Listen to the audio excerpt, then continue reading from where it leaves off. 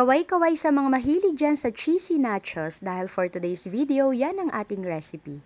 Gusto mo rin ba? Tara, luto tayo. At dahil ito nga ay nachos recipe, syempre hindi mawawala dyan ng nachos. At para naman sa ating meat, gagamit tayo dito ng ready-to-use na giniling. At sa mga gulay naman, gagamit lang ako dito ng kamatis at pipino. Hugasan muna natin itong pipino, then tanggalin natin yung buto sa gitna para mamaya once na ilalagay na natin sa nachos ay hindi maging matubig. Then, hiwain lang natin ito ng maliliit na pa-cubes. Same sa kamatis, hugasan na rin muna natin ito, then tanggalin yung buto sa gitna bago hiwain ng maliliit na pa-cubes. At hindi na po pala ako dito maglalagay ng onion kasi hindi ko talaga masyadong bet ang onion. At dahil ang gagamitin na natin dito ay ready to use na giniling, iinitin na lang natin ito. Bali sa isang pan, maglagay tayo ng konting margarine or butter, then ilagay na natin itong isang lata ng ready to use na giniling. Haluin natin ito, then timplahan na rin natin ng asin at paminta at lutuin ng mga 3 minuto. Next, sa isang kawali, maglagay tayo ng 1 cup ng milk, pwedeng fresh milk or evaporated milk, at 2 sachet ng Cheez Whiz twin pack. Haluin natin ito hanggang sa matunaw na yung cheese, then isalang na natin sa kalan. At para naman sa pampalasa, asin at asukal lang ang ilalagay ko. At kung mapapansin ninyong maputla yung ating cheese sauce, mag-add tayo dito ng 1 tablespoon ng cheese powder. At slurry na rin para maging malapot yung ating cheese sauce.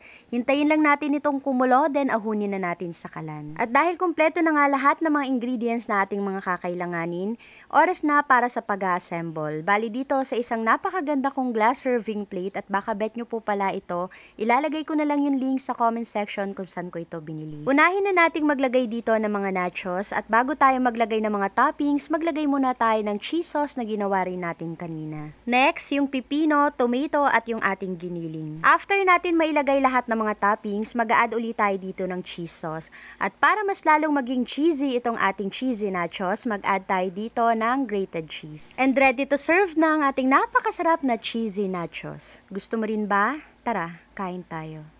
Kung kahapon gumawa tayo ng veggie salad with nachos, ngayon naman gumawa tayo ng cheesy nachos. Yung nachos na ginamit ko pala dito ay natira ko doon sa ginamit or sa ginawa natin kahapon na veggie salad.